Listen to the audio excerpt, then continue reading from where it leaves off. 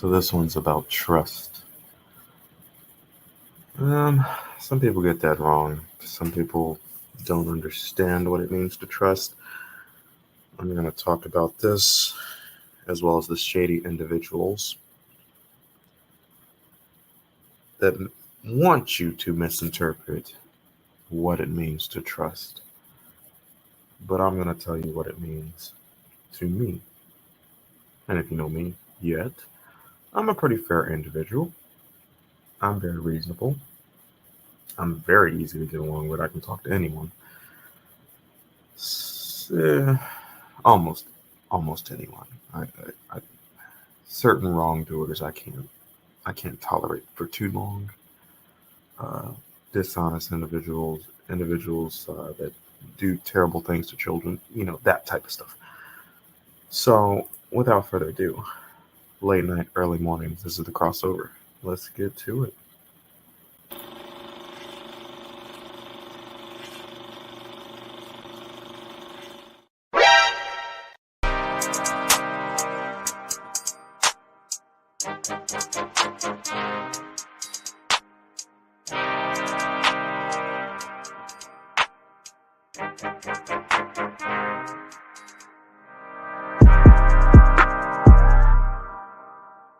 Put some respect on my name. You understand me? When y'all saying my name, put some respect on it. So trust. That's what this one's going to be about tonight. I have a saying, I trust no one, even myself. I don't even trust myself. That's why I put things in calendars. That's why I write things down. That's why when I know I need to get something done, I set reminders and things of that nature, because I don't trust myself to remember everything. I just don't. So in order to make sure I get things done, it helps to write things down. It always helps. When I was going through the issues I was going through last year, I did something that I never did before in my life. I never kept a journal. I never did the whole diary thing. I kept a damn journal because I didn't trust myself to recall the funniness that was going on, because it was so odd to me. And I was like, it was so odd to me that I was like, let me, and this is me like evolving in a way. So let me write everything down as it occurs so that I can revisit it. I have not looked at my journals yet. I plan on doing those in some of those broadcasts that will come out next year after things are finalized. Remember, there's some things that I cannot say. So for the cannot say things, I said there were things pertaining to my relationship. In case you don't know, I have a pending divorce. I am separated currently from my spouse. So there are some things that I can say. Those are the things I freely talk about. I can talk about that now, currently. There are some things that I will not say. Those are personal things that I will not share, because, I am still, how can I say it? I still have strong morals. I don't drag people for no reason. I don't do spiteful stuff just to be spiteful. No, I talk about stuff so people can learn from my mistakes. So you can learn from the people that I dealt with in my life. That's what I talk about. Also, I do treat these type of things like a audio journal. So I actually go back from time to time and revisit some of my prior broadcasts, because I am broadcasting as things happen, as I'm, remembering things going in my life and recalling things and stuff like that. So it's actually a good way to kind of juxtapose like my development, because I can tell you right now, things are vastly different now than they were a year ago. So it's interesting where I can kind of go back and kind of revisit some of that time frame and like, oh wow, that was, of course I critique myself too. I'm like, oh, I didn't like how that sounded. I could have worded that differently. So it's funny, like, I can do that to myself while I'm recording these videos. But in tonight's broadcast, I'm going to be talking about trust. So there's things that I can say, things that I will not say. And then of course, the final one was things that I cannot say. And those are things that I refrain from talking about until after my divorce is finalized, because I do not want to muddy the water too much, per se. So I don't want to do that yet. So, trust. Well, the dictionary, if you were to Google this, the first definition of it as a noun would be firm belief in the reliability, truth, ability, or strength of someone or something. The verb version, believe in the reliability, truth, ability, or strength of. So there's no greater thing to trust than proof. That prior saying I said, I trust no one, including myself. Um, well, there are some things that I do trust. I can say that I am trustworthy because I do say what I mean and mean what I say. So people that know me know that I am trustworthy. When I say something, I will do it. When I say I won't do something, I won't do it. And when I say something, that's it. That's word. My word is bond. I still uphold my word because integrity is very important to me. My morals are very strong. They can be a bit of a hindrance. They can. They've cost me some jobs in the past. Whereas an individual would take it upon themselves to lie about a situation. I refrain from it because of my morals, and it cost me a job or two because I refused to lie about a fuck up that I did. I could have absolutely gotten away with it. I had an incident in a truck. I mean, I could have did more damage with my fingernail. Apparently, it was very dark in the mountains. That truck that I actually scraped up against was actually parked improperly. They were actually parked over the line, so I actually couldn't leave until he moved his truck. But nonetheless, I did brush up against the truck. There was no damage to my trailer because the damage was so minor. It was literally the very edge of the trailer, because apparently when I stopped, I guess, when you're in a truck, when you hit the brakes, it doesn't stop immediately, and then there's some rock. So I think when I stopped, because I saw that I was getting a little too close to that truck and I wasn't sure I was going to clear it or not. And mind you, this was me like fresh off of CDL school. So this was literally one of my first gigs as a truck driver. And 2 months in, I fucking had an incident. I think it's on my report. It definitely fucked my life over for a while. And, I contemplated like that whole situation. I was like, damn, you know what? I was the one who stopped the truck because I was with my trainer. He was so comfortable with me. He was actually sleeping over there in the passenger seat. So it was early morning. I was in Tennessee going through the mountains, stopped at a truck stop because I had to use the restroom. Not a truck stop, but a rest area. Terrible places are truck stops and rest areas at night because all the trucks park stupid. Remember how I said the truck was parked improperly? But nonetheless, I had an opportunity to back up and keep going because even the trucker whose truck I brushed up against, we had to wake him up because that's how minor he would have never even known. Nobody would have ever known. Hell, I wouldn't have never known if I would have just hit the reverse and assumed I didn't touch his truck, because I couldn't tell whether or not I did.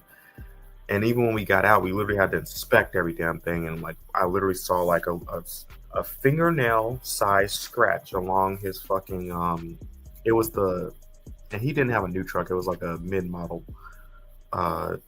across the plastic part of his headlight. That's literally the damage. And then like a little bit of the plastic leading onto his hood, because truck hoods, the entire front of the truck is the hood. So the damage was so minor, he probably would never even noticed it. I didn't even really, I couldn't even tell if I did or didn't hit him. I just wanted to get out and check, and apparently I did hit him. And I had an opportunity right there. I could have just got back in the truck. Remember, my trainer was asleep. He didn't know anything. The guy whose truck I brushed up against didn't know anything. Everybody else at the truck place was asleep. Nobody knew anything. I could have just backed up, retried, cleared them, and then left. Nobody would have known. I would have had that job. Things would have been very different for me. Things would have been a lot easier for me.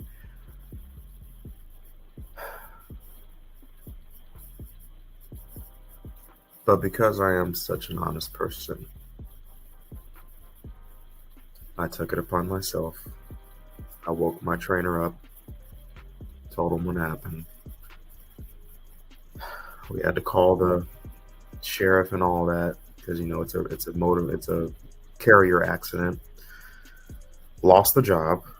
Absolutely got let go. They fucked up my record.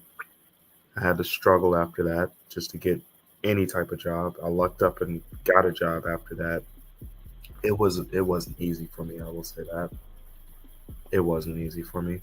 I definitely made it harder on myself. I absolutely could have lied. But you know what? I don't regret it because I overcame it and I kept myself intact. So I can say that I am a trustworthy person. I am an honest person. I can say that with and sleep very well at night. I have no kind of ticks or tells that because I'm not lying. I'm telling the truth. Like, yeah, I'm the most honest and trustworthy person that I know, to be honest. That being said, the people that I encounter and I talk to, I do my very best to uphold that. Even situations where it's like, damn, they probably thought, like, some things don't go as planned, and there might have been times where I might have fucked something up, and then I was like, damn, they're gonna think that I screwed them over or something. Like, I would go above and beyond to make sure they know I wasn't trying to screw them over. I wasn't trying to do all that stuff. So I would literally make stuff harder on myself just to uphold my reputation and everything like that. And it's not easy. I definitely made my life harder than it needed to be honest, because I already know everyone else just lies about shit. They take the easy road. And, one of my philosophies about life is I want to be the person that I wish to believe the world is flooded with. So I want to be that honest person, and I want to know that, yes, it is possible to do good. It is possible to be good because I myself do and am good. Furthermore, I trust proof. I trust hard evidence. I don't trust people's word because I know people lie. I know people tend to lie, and actually it's very likely that they will lie.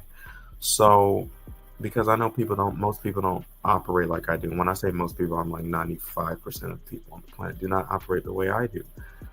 There are snakes, there are deceivers, there are liars, there are narcissists, there are psychopaths, there are sociopaths.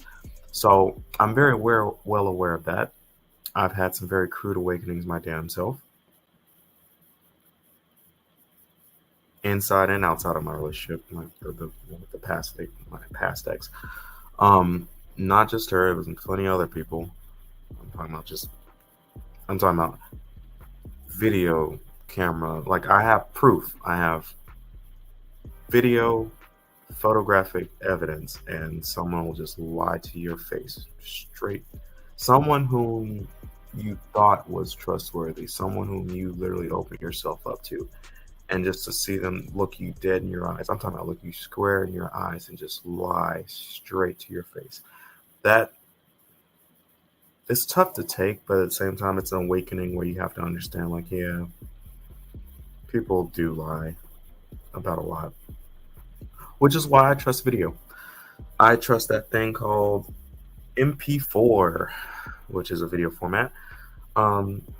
If I can't get it on video, if I can get proof, so be it. Even in the law, where that's literally why people fuck up in law all the time. There's the jails are filled with innocent people, unfortunately. It is what it is. But in law, even in law, lawyers will tell you, judges will tell you, it's not what happened, it's what you can prove. So you can trust the legal system all you want, but the legal system don't trust your ass either. All they trust is the data. What can they get from your phone? What can they retrieve from your phone? Were you actually where you said you were? Prove it. Where's the proof of that? Is there video of the incident? And here's why some of these cases don't they actually tend to convict. So most people actually don't go to trial. I think it's like 90% or something like that. People, if they get convicted, they actually don't go to trial. They just plead. They do a shit ton of plea bargaining. And it has to be that way because the jail system is so fucked that if they did take all the cases to trials, they would be backed up for decades, to be honest. They just don't have the ability to do that, so they'd rather plea stuff out, which, lawyers use that to try to get their clients the best plea deal. Unfortunately, if you're innocent and you can't afford a lawyer, the prosecutor can absolutely say they're going to rip you a new one. So instead of trying to do this 25 years, hey, how about you just plead to it and you just do 2 months? And that's typically how things go. So the person can be innocent, but they're like, hey, I don't want to risk going to trial because I can't afford an attorney. I don't want to get fucked over and do 25 years because they're saying they got all this evidence on me and they'll convict me of it. So let me just do this 2 months. That's how law actually goes. Unfortunately, it's not what happened. It's actually it's what you can prove, which is why I have no problem with video. I have no problem with recordings. It's funny because like a lot of people, they know how they move and they don't like being recorded. They don't like video. They don't like, like I have a dash cam. I need to put it up while I'm driving because I know I don't drive like a lunatic. Like I'm comfortable with recording myself. Unfortunately, there are those slim moments where that can be used against you. Like there's that, everyone has that moment where they kind of come off as mean, aggressive, or crazy. And those are the moments where you don't want to be recorded, the one brief period in your life where you're being very mean and aggressive and crazy. That's not a good look. But in general, like my regular day-to-day, I have no problem with video. I have no problem with recordings, which is why when I got cameras for the first time for the security of my household, it was odd to me why my spouse decided to take it upon themselves to unplug the cameras. Me being oblivious, but apparently there was that whole, and that's actually, the funny thing was, it was the fact that my spouse decided to unplug the cameras that alerted me to check the cameras. Like, I want you to, this is one of those things, you remember like that last broadcast I did, Mind Your Damn Business? I put the cameras up for security purposes. Now, mind you, I actually just put them up there just so like if someone came in the house or if something was missing or out of place, I can go back and look at the footage and see like, hey, if the maintenance person came in my house or if something happened, it would be, in that situation, like I'm not going to sit there and literally watch over every hour of the camera. No. So the cameras were just running and I literally wasn't even checking them until I kept realizing like somebody kept unplugging my cameras. And it wasn't that they were falling, because apparently you have to plug them into the wall, the ones I got. And it wasn't like they were falling out of the wall. Like I remember I intentionally like taped it to the wall and everything. And then I came back and it was unplugged. And I'm like, okay, somebody's intentionally unplugging the damn cameras. And of course, I go back and look at the camera. Now, mind you, my spouse is unplugging them, but my spouse never told me or said anything about the cameras. I'm just like, okay, I'm thinking maybe my daughter's unplugging it, and I find out, okay, she's not unplugging it because she couldn't reach it the way I set it up. But I had to find out, mind you, like I said, my spouse never said anything about it. I told them about the cameras. They could look at the cameras. There's an app that you can use to run the camera. I told them. I told her brother, my brother-in-law was living with us. I told him to share the app with him too, so he could have checked the cameras and all that. And I was like, actually, I think I told her to share the app with him, so I doubt she actually did that. She probably just said, like, I'm crazy and I got cameras and I'm trying to record it. So, like I said, I had to go through some shit. But, there was a reason, and I said the reason in the future broadcast why I did that. It hadn't come out yet, but the reason why I set the cameras up was because I woke up and I opened my door and there was this big-ass 6'5" dude in front of my door with like work tools and shit, and I was not told that maintenance was coming. Now, apparently maintenance has keys to your, the apartments. So this big ass guy was right in front of my bedroom doors with like a screwdriver or some sort of sharp tool, and I'm like, what?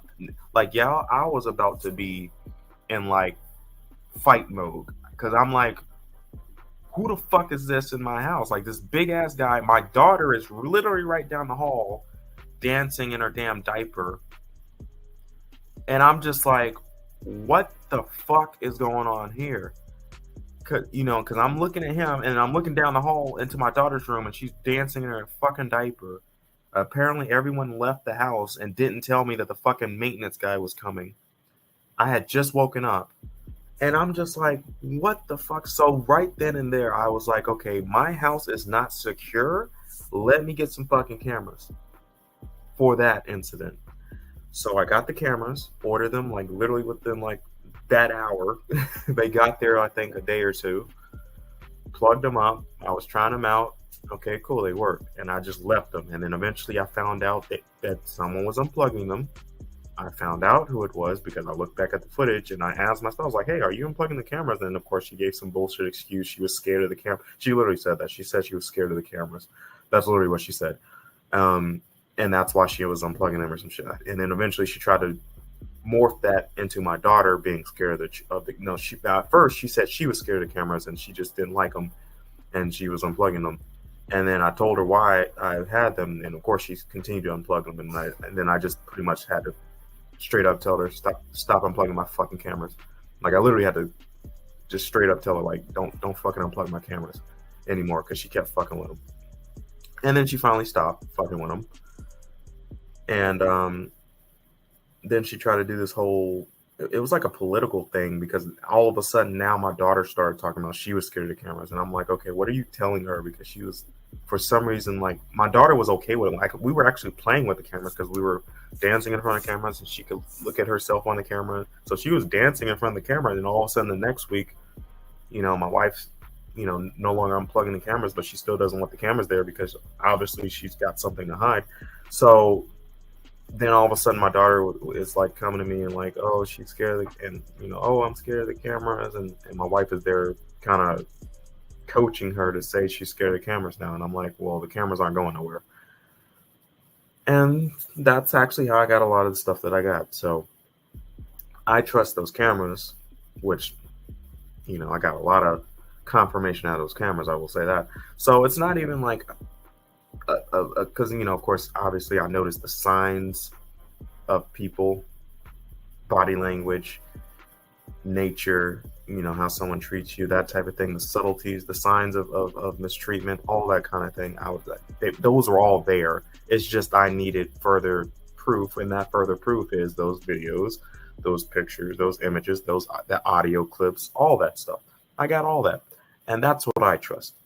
I trust that because there is no denying it. There is no lying, because I can go talk to someone. We can go talk to someone and I can tell them what occurred, and she can just lie and say, that's not what happened.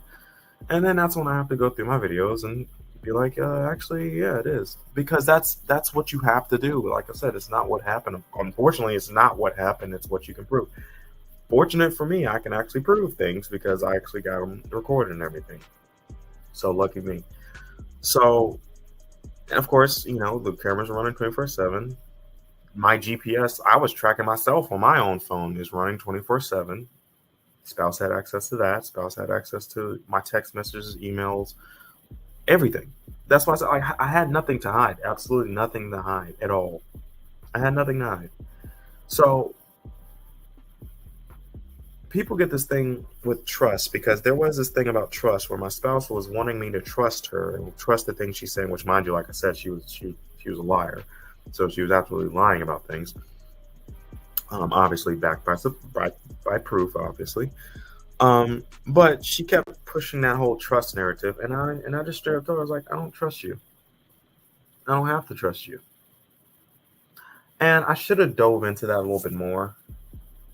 I should have dove into that a little bit more with her, because I guess she just took that as, fuck it, I don't trust you. Because, obviously she knows she lied to me. I literally caught her in the lie numerous times. So she knows she's a liar.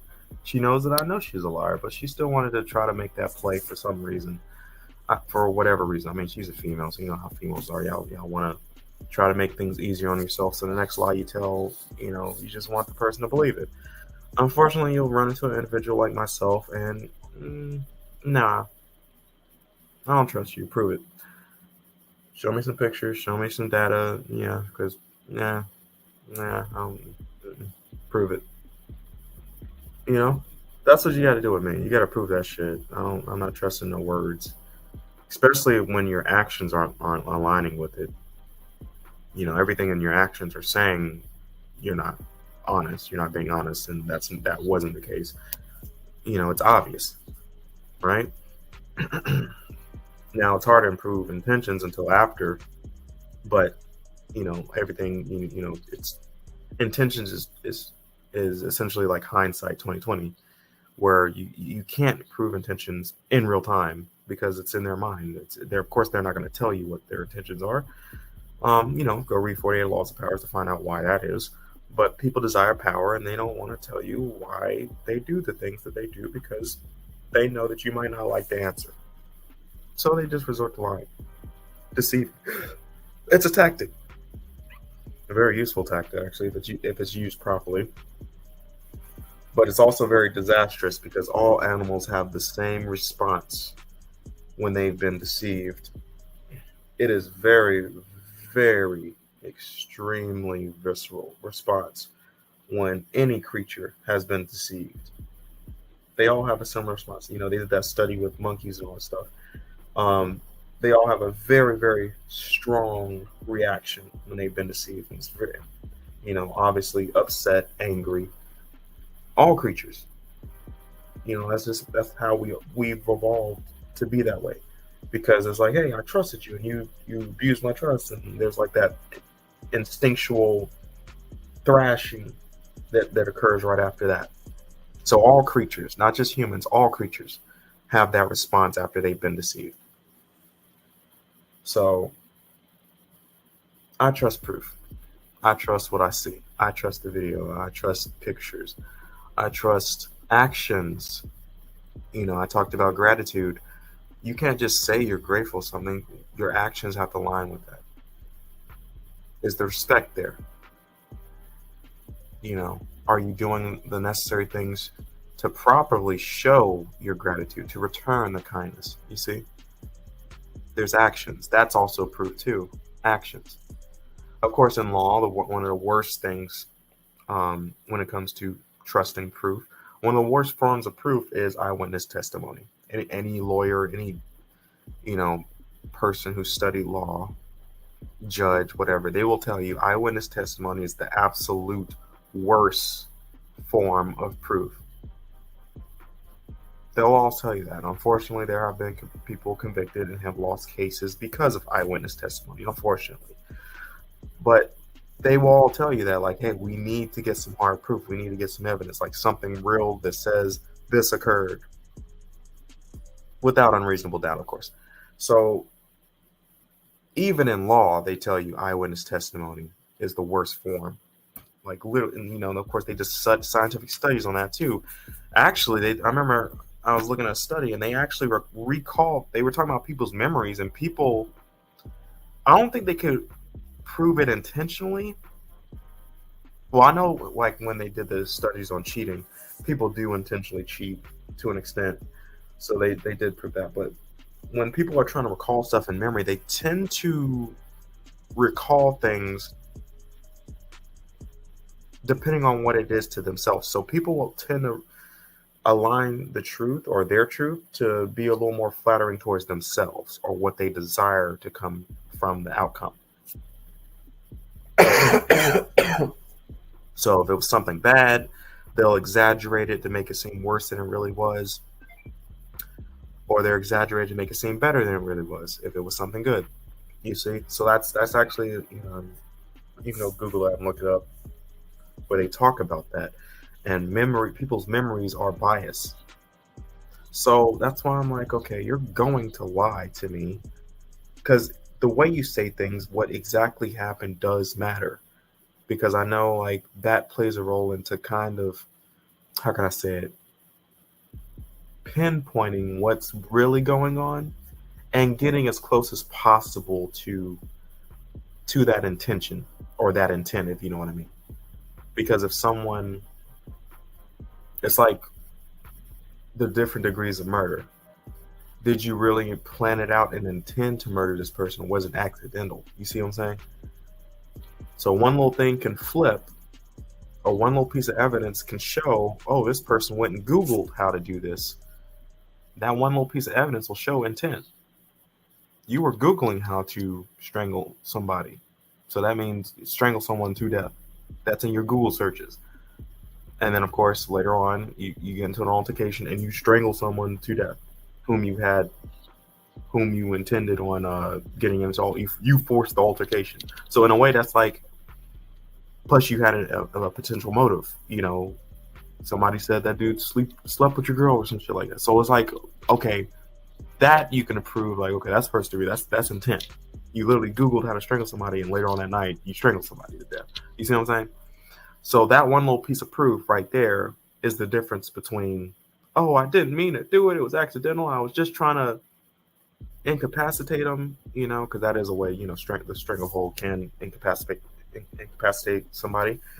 But the thing is, if you're trying to look up how to strangle someone to death, that's different. You don't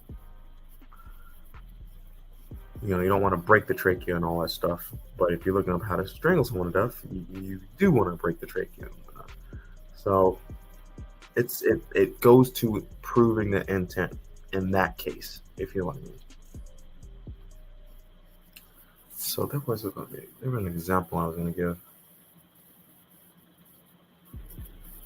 For the love of me, it's not coming to me. But yeah, trust.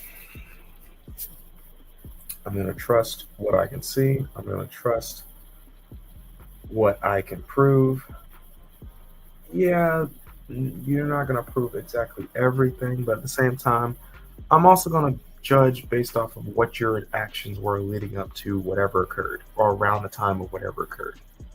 Because remember, someone's actions, someone's behavior, all of that, it all adds up. And I have a fairly good memory. Okay, it's starting to come back to me. I have a fairly good memory when it comes to that type of thing, because this plays to that trust thing. Because I actually when I remember stuff, I go back in my memories. I have that visual memory. It's like a simulation in my brain, similar to how I have a visual mind. Not so much for art. I used to do art. But not so much to like for art. It's more so like a simulation. It's actually better for science, predictions, that type of thing. That's actually why I'm fairly good at those things, like tinkering with things, planning things out, because it's like a mental simulation and or PowerPoint in my mind that I can visualize and I can see things whatever it is I want to see, and it's a collection of everything that I know about the world. It's similar to how Einstein thinks. It's similar to how Jordan J.B. Peterson, he actually gave a very good example of that. It's like as I learn new things, I plug them into that simulation in my mind, and then I can correlate things. For example, one of the things I was looking into recently was the microbiome. I was trying to, as I'm improving my health, which I am on track to doing that. I'm actually down 20 pounds. I think I said that. I'm much more lean. I feel a lot better. Thank God I feel a lot better than I did a year ago, which I'm going to have to talk about that, how people around me. It's funny how, like, as I was putting on the weight, no one was saying anything. And then as I was losing weight, I was surprised how many people were saying I looked slimmer. It's crazy. That is crazy. I'm going to have to talk about that in a broadcast coming up soon. But that is crazy. Here I am gaining weight and no one's saying anything. And then as I slim down, as I drop those 20 pounds in like the last 2-3 months, all of a sudden people are like, oh, you look slimmer now. And I'm like, really? Now, mind you, I finally weighed myself, and I am, and I finally confirmed it. But I was feeling better. I hadn't weighed myself yet. I actually still got to find my damn. Remember, I just moved not too long ago, so I still got to find my scale and set it up. But yeah, I am down. When I went to I was in the ER and I had to go to the doctor's visits, so I did weigh myself then. So it confirmed it. But that was crazy to me. But let me get back on the subject. But I will have to talk about that in the future. So stay tuned for that. But I remember things in the simulation of my mind. Now, I do talk about the masculine and feminine, how everyone has those two components. Of course, the testosterone makes the men align more so with the masculine, and estrogen more so with the feminine, with females, right? However, we both, I mean, men still have estrogen, just not at the levels of females, not nowhere near it. And women have testosterone, just nowhere near the level of the men, right? So that's true. So we both have masculine and feminine qualities. And one of those feminine qualities that I have is the emotional, that emotional part of me, which I am very good at. That's why my social skills are above average. I'm very good at predicting how people will react, putting myself in other people's shoes.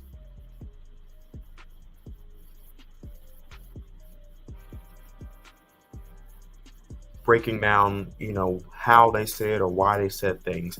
But also when I remember things, it's not so much like, even in my simulation, when I remember like I had an interaction with a person, that interaction isn't just what that person said or just how that person said it. I actually can recall how I was feeling in the moment.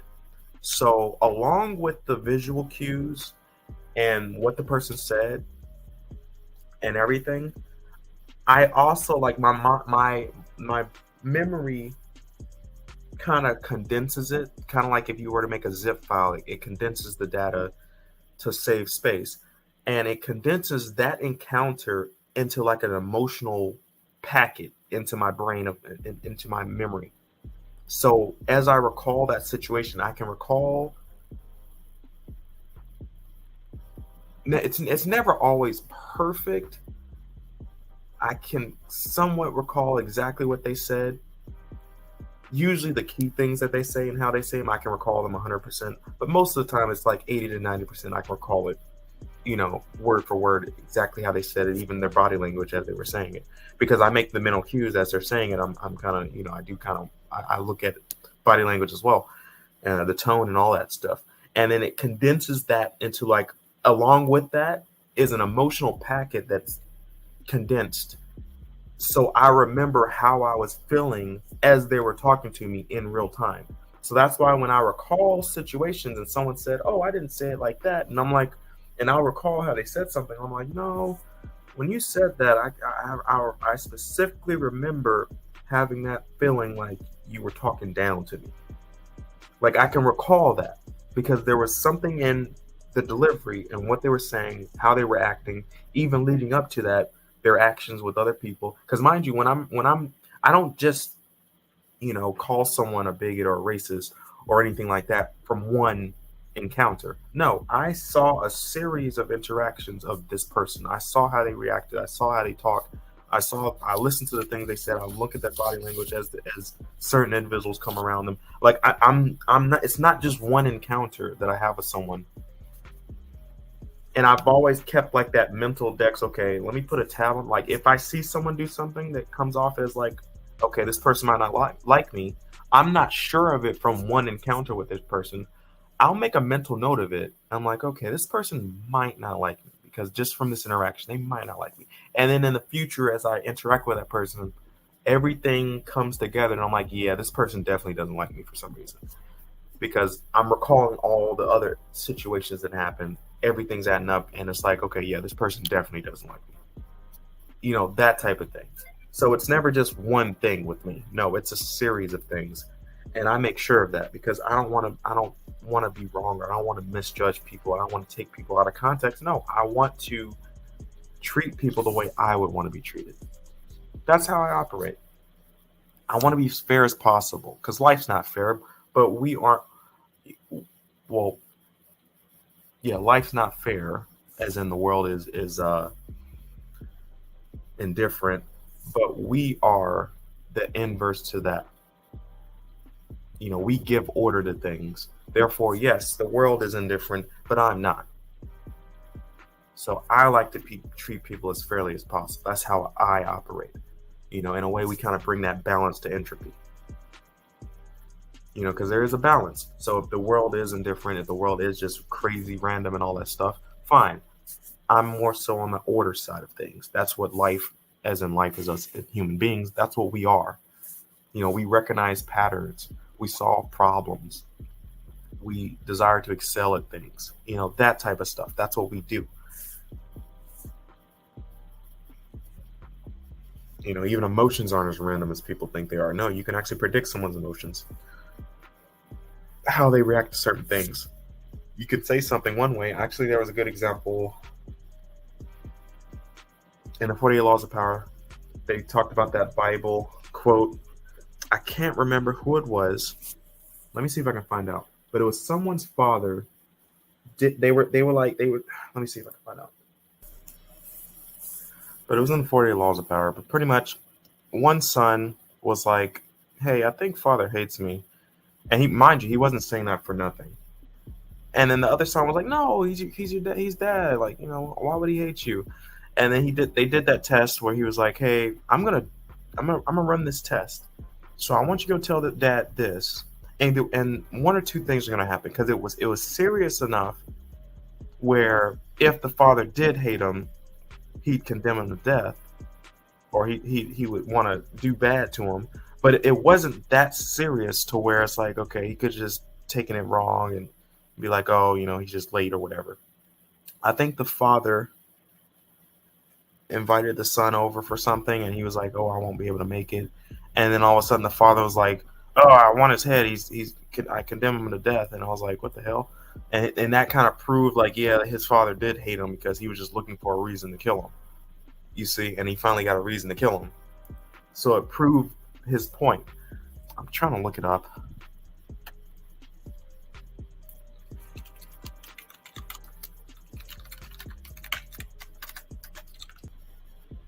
Yeah, it's not. For some reason, this thing isn't finding it. It's giving me the wrong crap. So thanks for filling me, Google. But yeah, that story where he proved it. He had to go prove it, and he ran a test. He was like, hey, I'm going to run this test, and if they do hate me, if father does hate me, he's going to want my head. But at the same time, it's not that serious to where he's obviously going to blow it out of proportion. If he does hate me, he'll blow it out of proportions. He'll want my head. But at the same time, if he doesn't hate me, he'll just take it like, oh, he's my son. He just, it won't be misinterpreted, and it'll just be normal.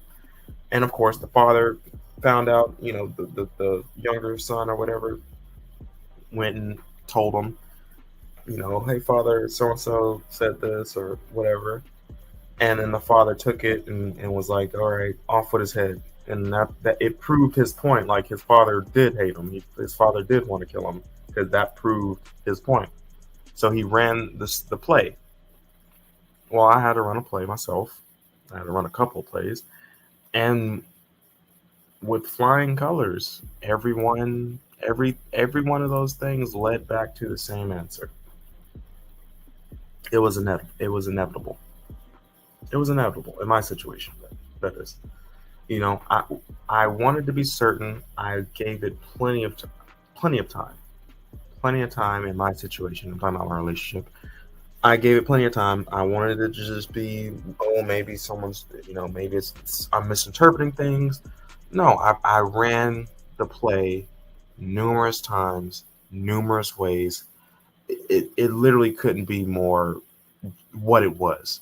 Like, it was ridiculous. It's like, when I say 100%, it was ridiculous how each one of the plays I ran literally led back to the exact same answers. It was ridiculous. Like, I'm talking about various different types of things, which I'll talk about some of them come next year. But like, every single one of them was like, okay, this is an opportunity to right the ship, I guess. Like, maybe I'm just taking things out of proportion. And then, of course, I'll run another play, and then I'm like, okay, maybe this is the one where it'll just prove me wrong. I was literally trying to prove myself wrong. I was like, okay, obviously my senses were pinging, and I was like, okay, maybe I'm just, taking things the wrong way, which of course I already know that usually when my senses are going off, it's because I've noticed things, it's because things are going on. Obviously, like, unplugging the cameras, that type of thing, which was way obvious. And that, I was like, okay, yeah, my senses are going off, but I'm just, let me make sure, maybe I'm just taking things out of proportion. Maybe I'm misinterpreting things. Maybe it's, it's just me. When I tell you, I ran every single play that I could think of. I tried everything I could think of, and I'm talking about with flying colors, 100%. everything was literally leading right back to me being right. And I seriously did not want to be right. Wolf, what did you want? What did you not want to be right about?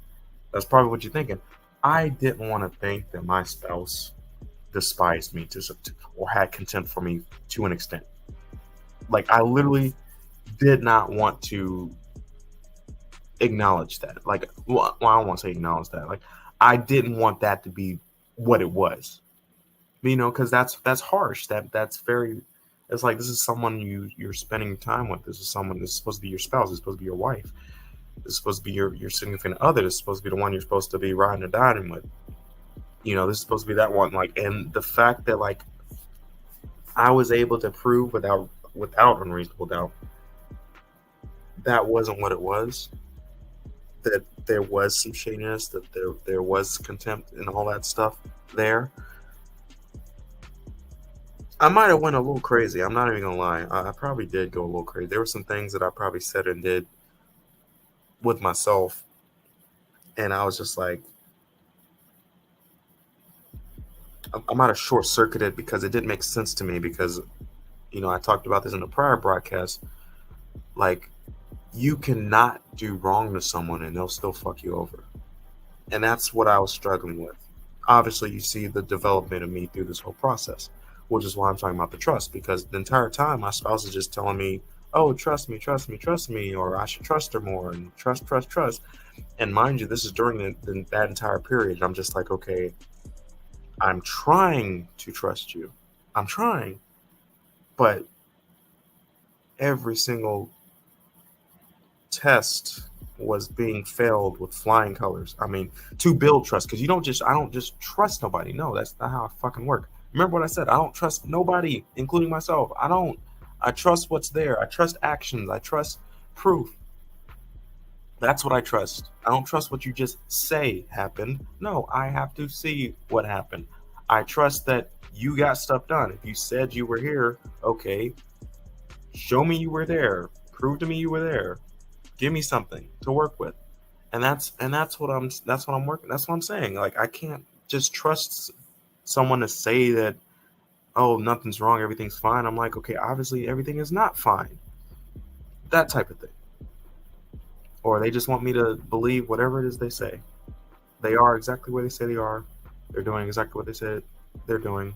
I'm crazy, apparently, for thinking otherwise. But, like I said, I trust video. I trust GPS. I trust text message and phone call history. I trust all that stuff. It's hard evidence right there. It's in the works. That's just how I operate. I do the same with myself. Everything's recorded. My GPS is still running. Like, I think my GPS has probably been running nonstop for the last 5 years, probably. Like, I ding my phone. It's like it dings every hour, I think. Every hour or every 15 minutes, one of the two. I think I reduced it to every hour because it kind of does drain the battery. But, like, on my phone is a tracker, and it dings every hour. So I can, I could trace myself. I could trace my phone. If I lose my phone, which has a lot of information on it, I would like that phone back, or at least like to remotely wipe it, which I can do. But I can track my phone, and it runs nonstop. It's been running nonstop ever since I've had the current phone, my last phone, and the phone before that. That's my device. I mean, hell, it already has business. I mean, I'm pretty sure like the government or somebody is already tracking all of us, but I would like the ability to track myself, So yeah, that's that. Like, I can prove where I was for the last 5 years. Jesus. But, it is what it is. No hard feelings or whatever. Trust. Also, look out for people that try to promote that. This is a warning. So I'm dipping into the dark side a little bit. Look out for the people that always talk about. It's usually the 2 or 3 things. People that are trying to deceive you, people that are trying to manipulate you, people that are trying to exploit you. They tend to, one, isolate you. Unfortunately for me, I isolated myself because I'm an introvert. I can do very well on my own. My spouse was my best friend. For a period of time, she was the female version of me. She is no longer. And people can contact me anytime they want to. It's just they don't. Not like that. I mean, yeah, obviously family does, and when people want something or need something. But just the chit chat and stuff, I don't really chit chat like that because the kind of conversations I have, people don't really, they're trying to talk about the game and all this stuff. And I'm like, I don't watch sports anymore like that. I don't care, about so and so's new album like that. Like I don't, like little stupid stuff. I don't talk like that. I don't even really like gossip, to be honest. But it is what it is. And I guess that's what some individuals, I like talking about real life shit. And a lot of people don't like talking about real life shit, unfortunately. So they'll only hit me up like when there's a family gathering or, just to say hey or check in because they know I'm the plug. That type of thing. And I kind of know what they're doing. Like, okay, you're just trying to stay relevant and just let keep, just let me know you're still there, cool. So in the future, you can say that you were still here. Okay, fine, I get it. I see what's happening here. But beware the individuals. One, they'll try to cut you off from, isolate you, obviously, because that makes it easier for them to manipulate you, abuse you as well. But at the same time, they'll try to promote, because, everything's political. They'll try to push a campaign to get you to drop your standards and to give them a lot more leeway in doing two things. One, reducing your control. So they'll try to say that you're controlling, which, mind you, to have control of your life, you have to have some control. You have to have some boundaries, which are very important, actually, in relationships. You have to have boundaries. But the thing is, they'll try to say you're controlling because you said or did something, right? And it might not even been to them, because in my case, I think I talked about in a prior video, my spouse tried to say I was controlling because of some things that I said to or was saying about other people, and those other people being some random people that were trying to exploit me. A insurance salesperson and a guy asking me for money on the street like that. I'm like, okay. And mind you, I didn't say it to their face. I was actually very polite, nice to both of them. But after they left, I guess I vented for a little bit to my spouse who was there in the moment. And I was like, oh, I'm pretty sure they just exploited me or whatever, just kind of venting like that. And apparently, because of that, that's what she used to say that I was controlling and mean. So they'll say that you're controlling and or an ass or mean or something like that, because what they're trying to get you to do is be more lenient towards them. So in the controlling part, they want to try to get you to reduce your boundaries and your standards, right? And then when it comes to like mean, what they're trying to get you to do is just pretty much kiss their ass. And then when they say, now mind you, it's like a trio, and then they'll say trust. So they'll want you to trust them more, and that essentially means it sets up the play for when they start doing some shady stuff, not to question them, because you should have more trust in them. Or how could you ever assume that? How could you ever assume that that someone's cheating, even though you don't say the word cheating? But why is it weird that your spouse is coming home at 3 or 4 a.m. in the morning? What's weird about that? I mean, what's weird about that? I mean, what's wrong with that, right? Now, mind you, your spouse works in the day, and they don't come home at 4 or 5 in the morning at all, if at all. But in this scenario, your spouse comes home at 4 or 5 in the morning, and you're like, okay, where you been? And then your spouse is like, don't you trust me? Or what do you mean where I've been? Don't you trust me? Like, okay, you see what I'm saying? Like, they'll try to give themselves more leeway. So that's like a trio of it. And that's the individual trying to exploit you, a lot of gaslighting goes on there, because mind you, it's an entire campaign that happens over a series of weeks, if not months, if not years.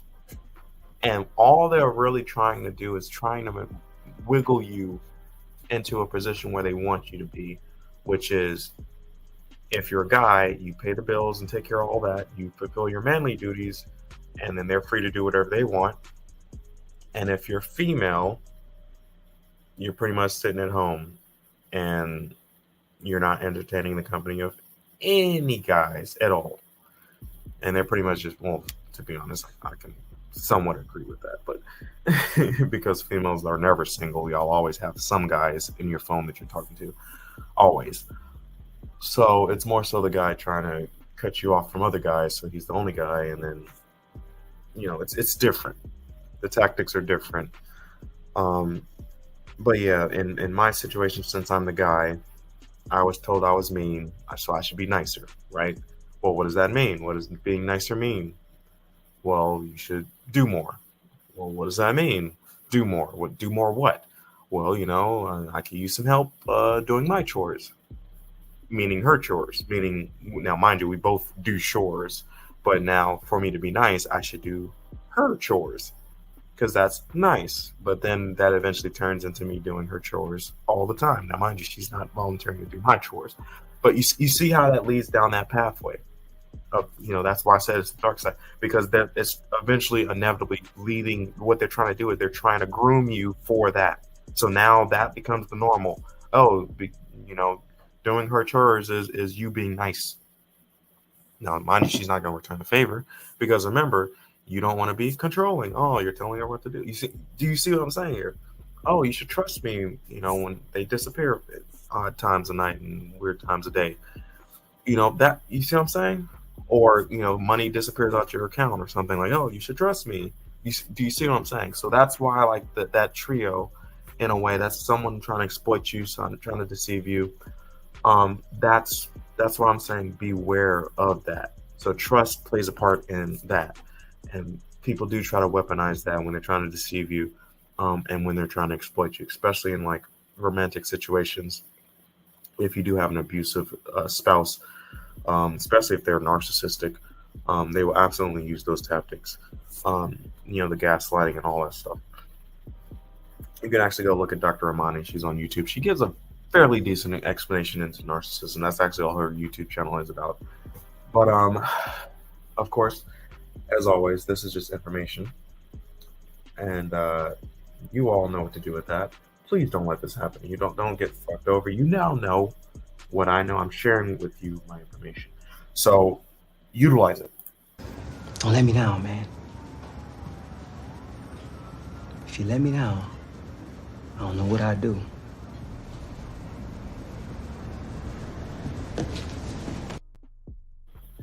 Thank you for watching.